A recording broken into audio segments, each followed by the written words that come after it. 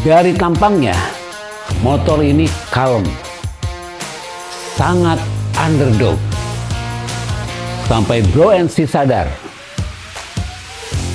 ini legenda motor trail 2 tak yang jagoan di jalur tanah. Kita cari tahu.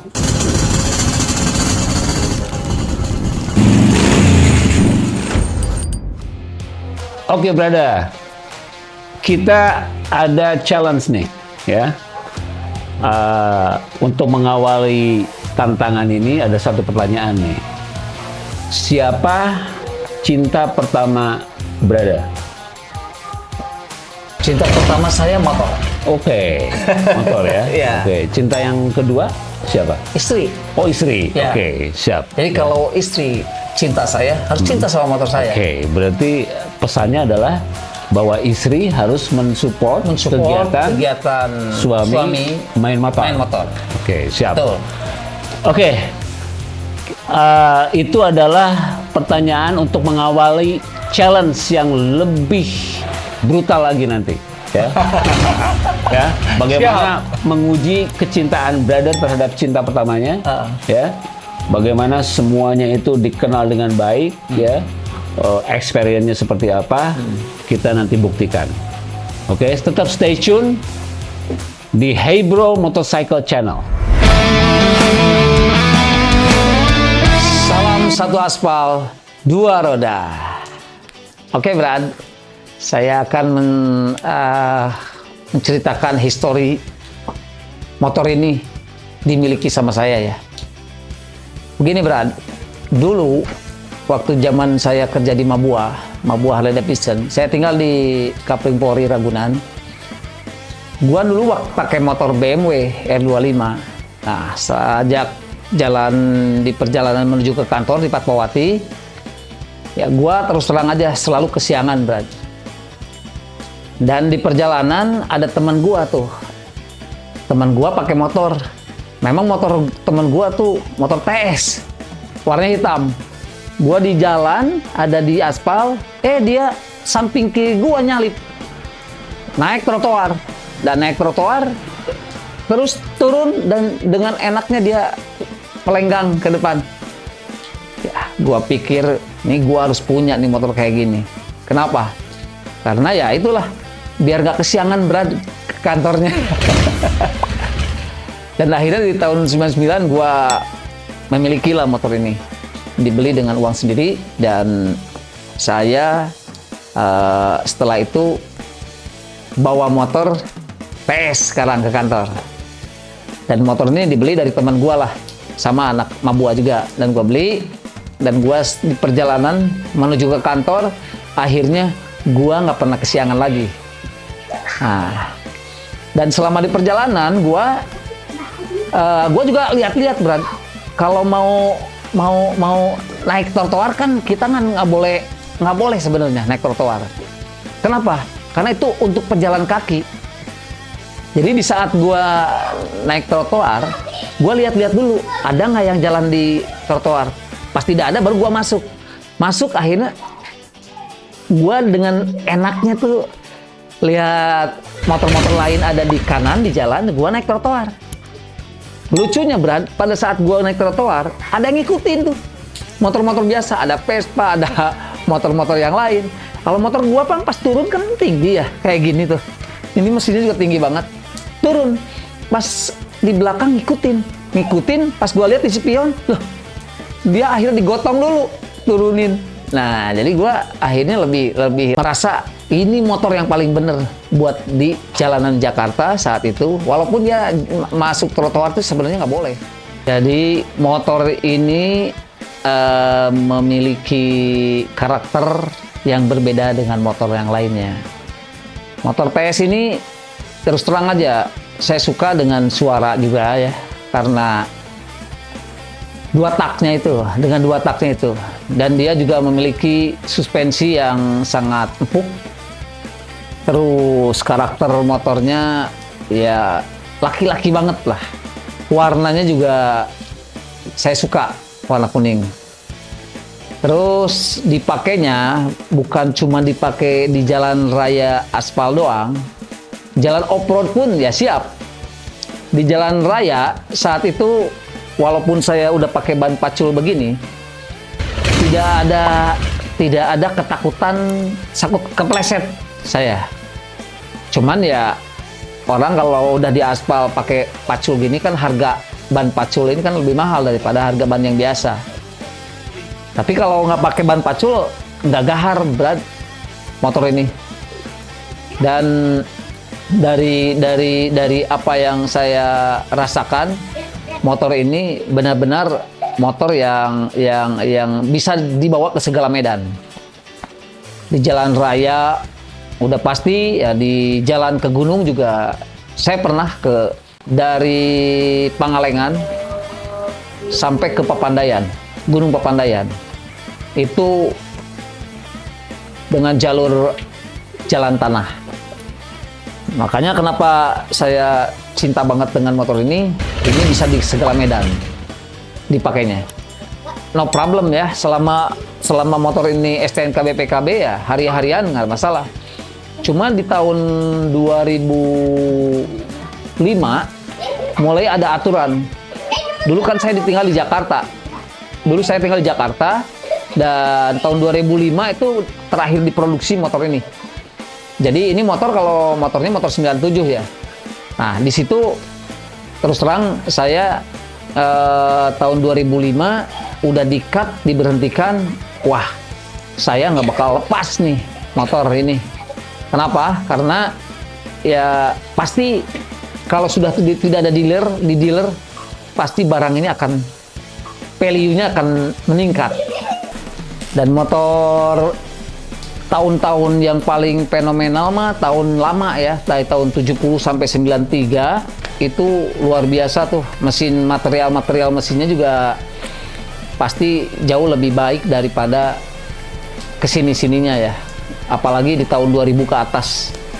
Setelah itu baru ya ada banyak kekurangan lah, dari bunyi mesinnya juga lebih berisik kalau yang tahun 2000 ke sini. Kalau yang masih tahun lama itu karena materialnya bagus, jadi masih awet.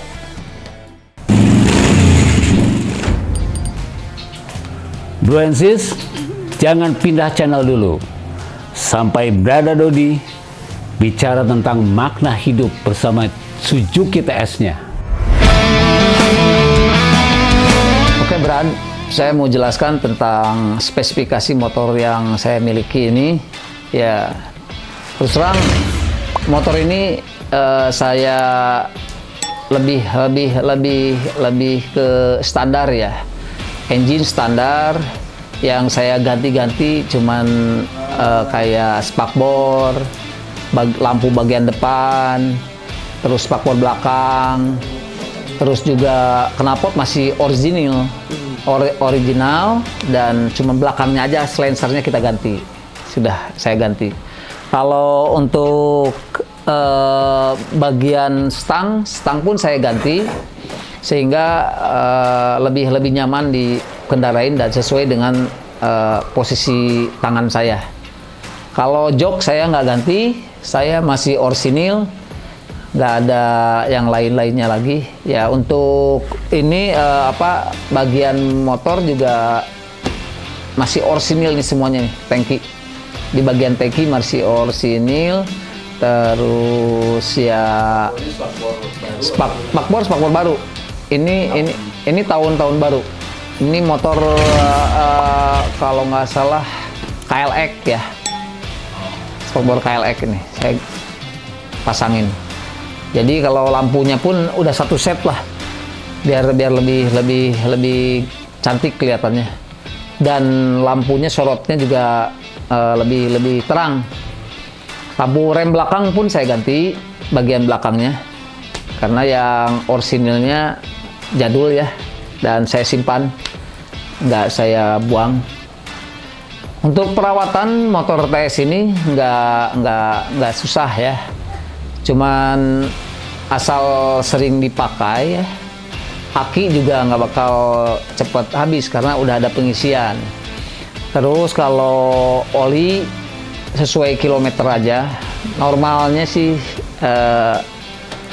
4.000 kilometer ganti atau di bawah 6 bulan lah. Terus busi juga selama nggak ada kendala ya nggak perlu diganti, karena busi juga udah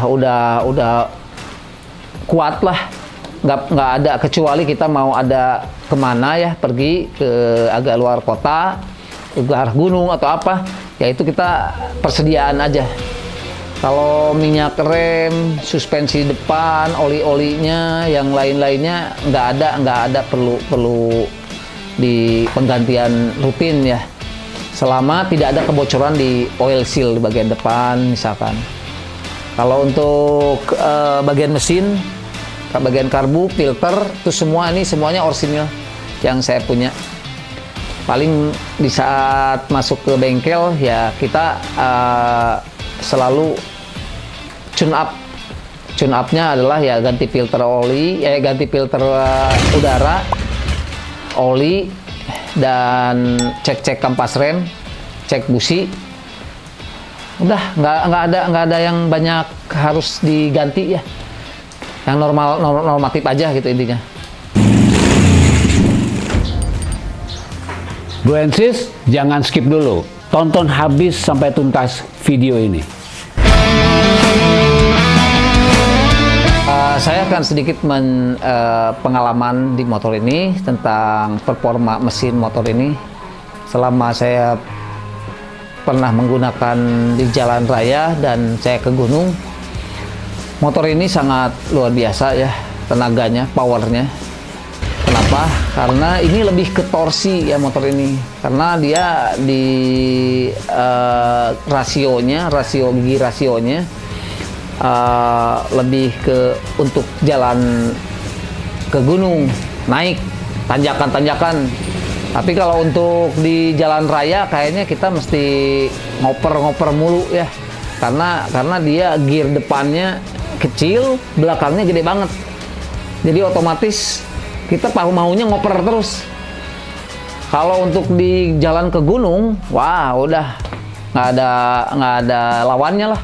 Kalau motor lain, apalagi motor-motor yang ya bukan sepatutnya untuk ke gunung, dipakai ke gunung ya, yang jelas motor PS lah yang menjadi andalan bagi para pengguna off-roader. Value-nya motor ini itu karena sekarang sudah tidak diproduksi lagi, sehingga nilai value saat ini itu sangat meningkat. Sampai-sampai saya nggak membayangkan ya, dulu saya ambil motor dengan harga yang sangat terjangkau ya. Sekarang nilainya berkali-kali lipat. Bahkan terus terang aja, saya pernah dengar ya, ada yang sampai harga 100 juta. Karena orsinil, terus jarang dipakai, dan utuh cat orsinil itu sampai ada yang pernah jual 100 juta motor TS ini. Nah, kebanyakan ya orang-orang yang punya motor TS, motor-motor gede juga sukanya motor TS pasti. Gitu ya. Pasti menjadi topik utama dan menjadi impian ya motor TS ini dimiliki oleh seorang laki-laki. Oke, Bro and Sis, tantangan dari kami untuk Brada Dodi ini ternyata sudah lulus. Ya, Brad, congratulations, sah. Thank you, Brad. Ya, oke.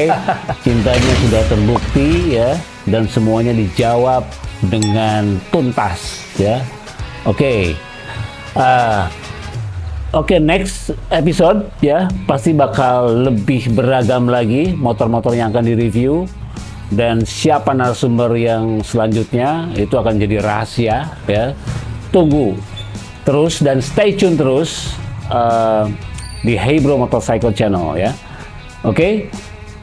Salam satu aspal, dua roda. Terima kasih, Hardono.